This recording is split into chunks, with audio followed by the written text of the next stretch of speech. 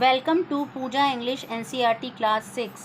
Hello बच्चों, चलिए Honeysuckle English NCERT book के chapter 10 the banyan tree part 1 की स्टोरी पढ़ते हैं।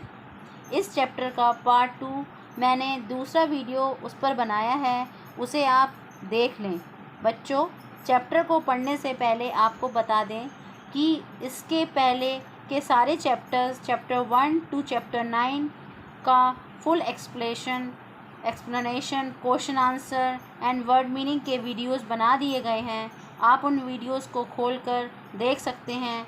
आपको बहुत ही आसान लैंग्वेज में इन चैप्टर्स को समझाया गया है। इसके क्वेश्चन आंसर्स को हिंदी में और इंग्लिश में दोनों में लिखकर बताया गया है। वर्ड्स मीनिंग बताए गए हैं इसके हिंदी में, सो आपको वो क्लियर हो जाएंगे। तो प्लीज़ आप उन वीडियोस को खोलकर अपने सॉल्यूशन देख सकते हैं।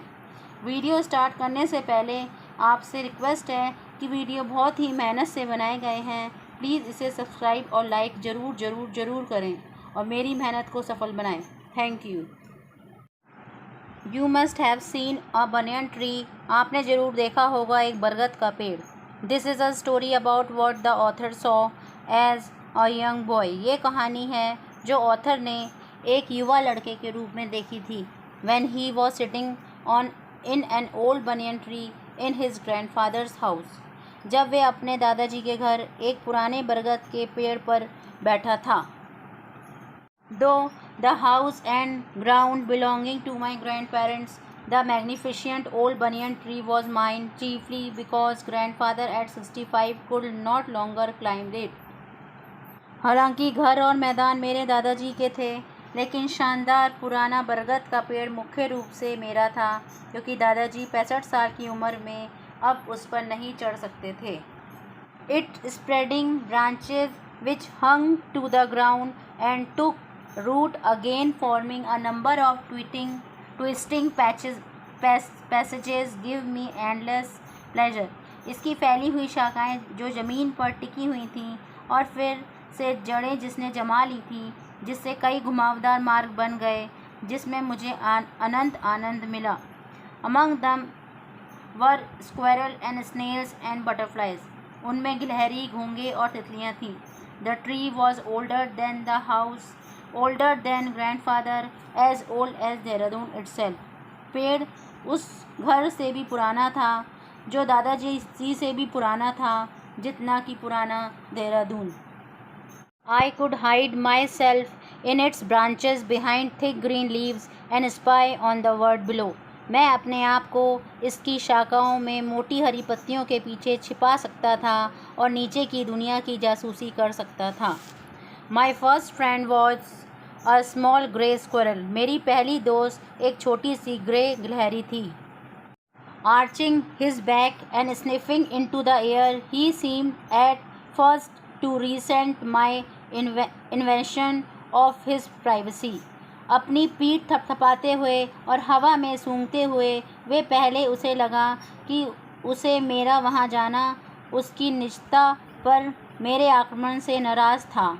But when he found that I did not arm myself with catapult or air gun, he became friendly, and when I started bringing him piece of cake and biscuit, he grew quite bold and was soon taking morsels from hand. पर जब उसने देखा कि मेरे हाथों में airgun और catapult नहीं है, तो वे फ्रेंडली मित्रवत हो गया, और तब मैंने उसे केक और बिस्कुट के टुकड़े दिए, जिसे वे और बोल्ड हो गया और उसे जल्दी से अपने हाथों में पकड़कर खाने लगा।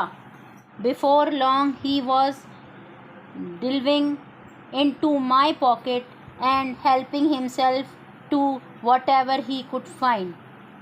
बहुत दिनों तक तो वे गहरी छानबीन करती रही पॉकेट की, और वे ये ढूंढती रही कि कहीं मुझे कुछ खाने को मिल जाए। इसके लिए वे पॉकेट में उछल कूद करती रही। He was a very young squirrel and his friends and relatives. वे बहुत ही छोटी गिलहरी थी, और जो गिलहरी के दोस्त और रिश्तेदार हैं probably thought him foolish and headstrong for trusting a human.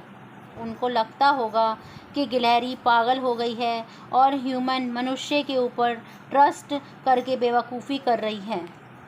In the spring, when the banyan tree was full of small red figs, birds of all kinds would flock into its branches. The red-bottomed bulbul cheerful and greedy.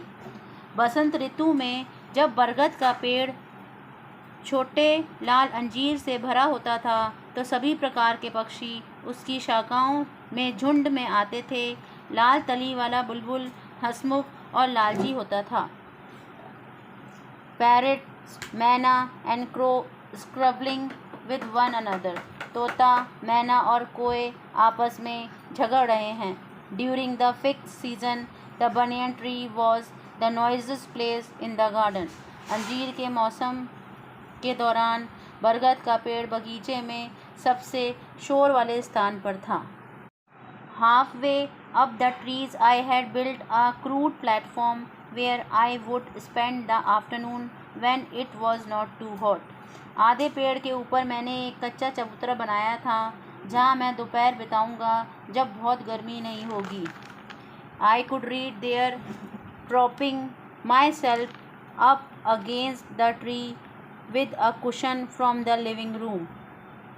Tree से take लगाकर मैं पढ़ता या फिर living room से जो तकिया लाया था उसको भी लगाकर मैं पढ़ाई करता था. Treasure island, Huckleberry Finn and the story of Dr. Dolittle were some of the books that made up my banyan tree library. Treasure island की बुक पढ़ना, हकलबेरी फिन और डॉक्टर डोलाइट की कुछ स्टोरी पढ़ता. ये बनियन ट्री मेरी एक library की तरह बन गया था. When I did not feel like reading, I could look down through the leaves at the world below. जब मेरा पढ़ने का मन नहीं करता था तो मैं पत्तों को हटाकर नीचे की दुनिया देखने लगता था. And on one particular afternoon, I had a grandstand view of that classic of the Indian wild, a fight between a mongoose and a cobra. एक दोपहर की बात है कि मुझे भारतीय जानवर नेवला और कोबरा की फ़ाइट का साफ नज़ारा देखने को मिला. चलिए बच्चों, अब इस चैप्टर का पार्ट सेकंड का मैंने दूसरा वीडियो बनाया है तो ये आगे कंटिन्यू कर लेते हैं. आप इसका सेकंड पार्ट का सेकंड वीडियो देख लेना. Thank you.